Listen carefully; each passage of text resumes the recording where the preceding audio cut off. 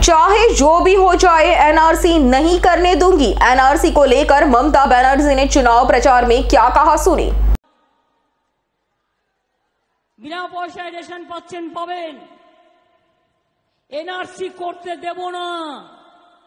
আসামে 19 লক্ষ হিন্দু বাঙালিকে বাদ দিয়েছিলেন, মুসলিমদের তো দিচ্ছেনি, ওদের তো কন্টিনিউয়াস গালাগালি দেন।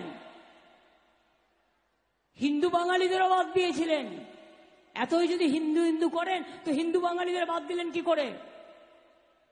মতুয়াদের প্রতি যদি এত ভালোবাসা, তাহলে কেন নিঃশর্ত দিচ্ছেন না অধিকার? কেন আপনি এম্পাওয়ারমেন্ট গ্রুপ করেছেন? কেন বলছেন ফর্ম ফিল আপ করে বাবা মায়ের সার্টিফিকেট বাংলাদেশ থেকে নিয়ে এসো? আমাকে যদি বলে তোমার বাবা মায়ের সার্টিফিকেট নিয়ে এসো, আমি জন্মদিনই জানি না তো সার্টিফিকেট কোথা থেকে নিয়ে আসবো? বলুন সত্যি কিনা? মৃত্যু দিবসটা জানি, কিন্তু জন্মদিবস জানি না। আজকে যদি আপনাকে বলে 50 বছর আগেকার সার্টিফিকেট নিয়ে আসুন, পারবেন নিয়ে আসতে? আপনাদের একটা কাজ করুন, আপনাদের যিনি বিজেপির প্রার্থী হয়েছে তাকে বলুন তুমি প্রথম অ্যাপ্লাই করো।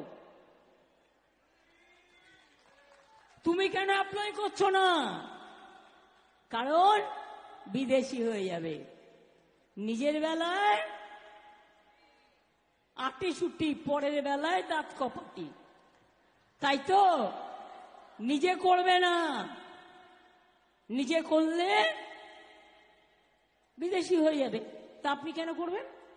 কেউ জমা করেনি, দুজন বাইরের লোককে নিয়ে এসে সারা ভারতবর্ষে জমা করেছে। কেউ করেনি, তার কারণ যারা আইনটা জানে, যারা দেখেছে, তারা দেখেছে যে এরা কি ডেঞ্জারাস। અમારી તમામ માહિતીથી અપડેટ રહેવા માટે જોડાયેલા રહો S9 ન્યૂઝ સાથે।